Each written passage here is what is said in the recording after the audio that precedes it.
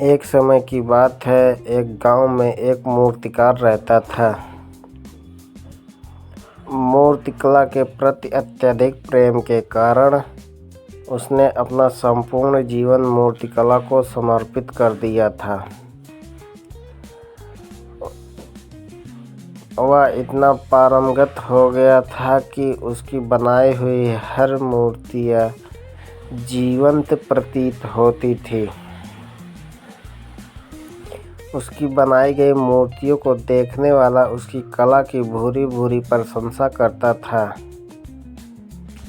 उसकी कला के चर्चे उसके गांव में नहीं बल्कि दूर दूर के नगर और गांव में होने लगे थे।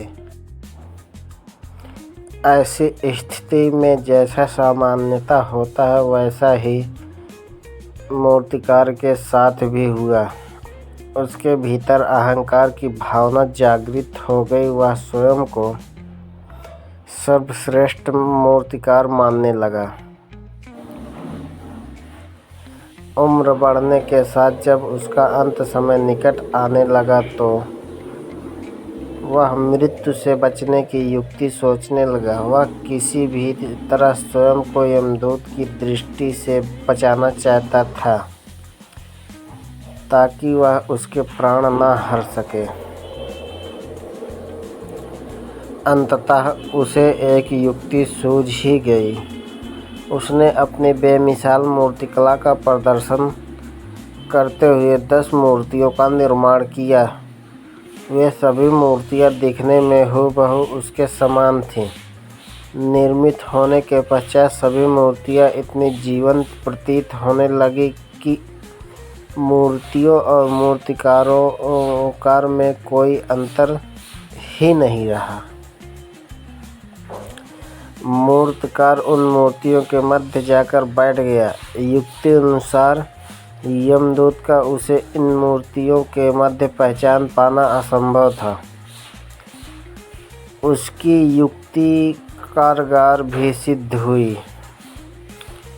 जब यमदूत उसके प्राण हरने आया तो 11 एक शारीरिक मूर्तियों को देखकर चकित रह गया।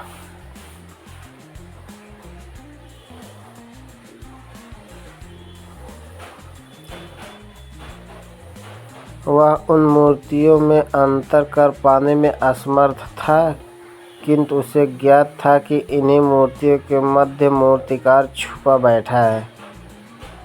मूर्तिकार के प्राण हरने के लिए उसकी पहचान आवश्यक थी। उसके प्राण न हर पाने का अर्थ था प्रकृति के नियम के विरुद्ध जाना। प्रकृति के नियम के अनुसार मूर्तिकार का अंत समय आ चुका था। मूर्तिकार की पहचान करने यमदूत हर मूर्ति को तोड़ सकता था, किंतु वह कला का अपमान नहीं करना चाहता था। इसलिए इस समस्या का उसने एक अलग ही तोड़ निकाला। उसे मूर्तिकार के अहंकार का बोध था, अतः उसके अहंकार पर चोट करते हुए वह बोला, वास्तव में सब मूर्तियाँ कलात्मक और सौंदर्य का अद्भुत संगम है, किंतु मूर्तिकार एक भूल कर बैठा है। यदि वो मेरे सम्मुख होता तो मैं उसे उस भूल से अवगत करा पाता। अपनी मूर्ति में भूल की बात सुनकर अहंकारी मूर्तिकार का अहंकार जाग गया। उससे रहा नहीं गया और झट से अपने स्थान से उठ बैठा और यमदूत से बोला, भूल असंभव। मेरी बनाई मूर्तियाँ सर्वदा भूलहीन होती है। यमदूत की युक्ति काम कर चुकी थी। उसने मूर्तिकार को पकड़ लिया और बोला, बेजान मूर्तियाँ बोला नहीं करती और तुम बोल पड़े। यही तुम्हारी भूल है कि अपने अहंकार पर तुम्हारा कोई बस नहीं। यमदूत मूर्तिकार के प्राण हर यमलोक वापस चला गया। इस कहानी से हमें ये सीख मिलती है अहंकार विनाश का कारण है, इसलिए अहंकार को कभी भी खुद पर हावी न होने दें।